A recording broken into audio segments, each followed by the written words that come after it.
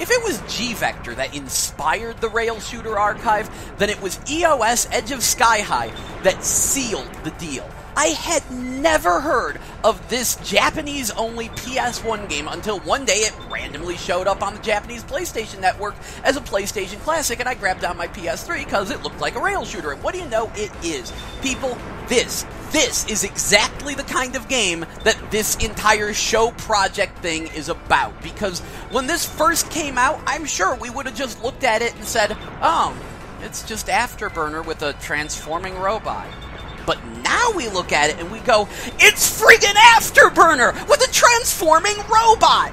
The game's one of its biggest issues is it kind of lacks personality.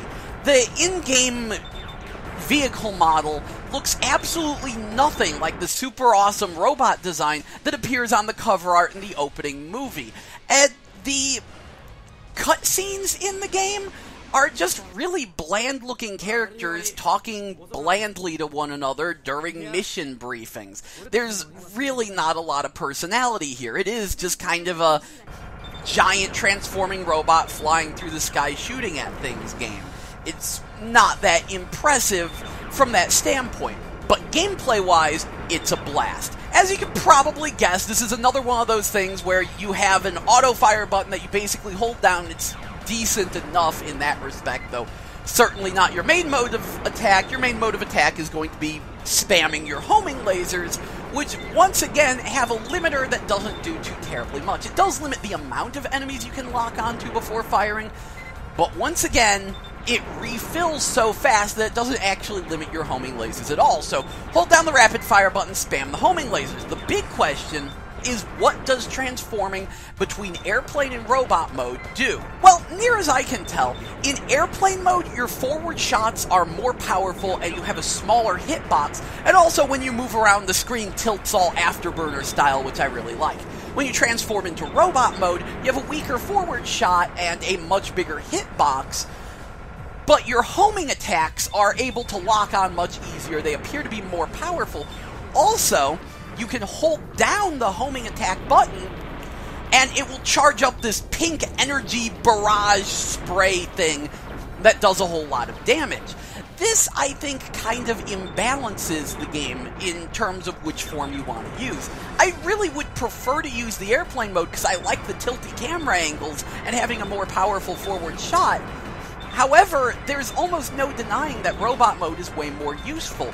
You're going to be using your homing lasers more often, so they should be more powerful, especially on boss encounters where you're desperately trying to dodge some seriously nasty attack patterns.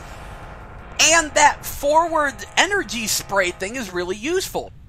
Having said that, there's no good English documentation for this game, so it is very possible that I may have missed something. The graphics are decent enough. I mean, they're not great, but they get me hyped up enough. I like it. It's alright.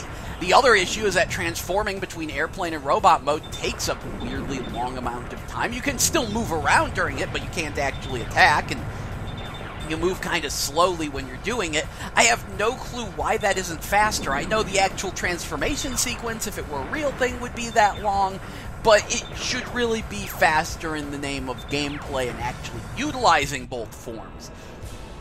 Beyond that, it's pretty alright, though there is one kind of cheap section. In the second half of Stage 2, the game sends like 5 to 7 mid-bosses at you. First of all, they come from behind, and there's no good indication that they're going to come on screen, so it's very possible that one of them will wind up just hitting you in the back. At the millisecond the game actually renders these things, they start shooting at you. Frequently, this is before you actually see them, so you're immediately getting pelted with enemy fire, like from out of nowhere that you don't see coming, and it deals a lot of damage, and this happens 5 to 7 times just before one of the hardest bosses in the game.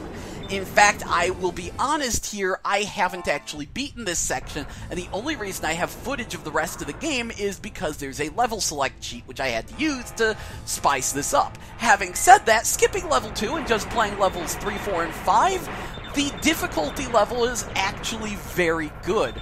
3, 4, and 5 gave me a good amount of trouble, but I was able to get through 3 and 4 and make it to the last half of 5 before running into another roadblock that I actually blame on my own skill. Also, the game is much more forgiving than games like G-Vector. You have an unlimited number of continues, there is a mid-stage checkpoint, and you can save and load your game, so when you get stuck at level 2, you can quit, save, come back later, and try to beat it. The only complaint I have there is that there's no boss checkpoint.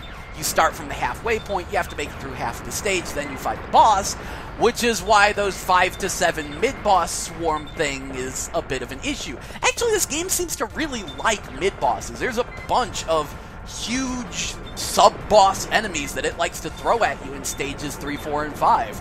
So, that's kind of a thing. The music's nice, and that's about all I can say about it. It's a decent game. Unlike G-Vector, which I was rather hesitant about recommending because of its rough spots, this I have no qualms with telling you that if you like rail shooters, this is something you want. It's a little lacking in personality, but it plays great, it's loads of fun, and the best news is that since it's on PSN, that means you can get it right now on PS3, PSP, and theoretically Vita, though as we all know, getting a Japanese Vita account involves jumping through a whole lot of hoops that basically makes it impossible.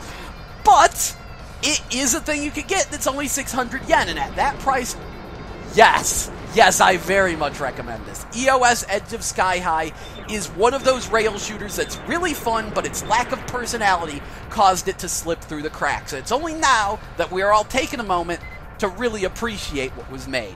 Thank you, Micronet. This game's awesome.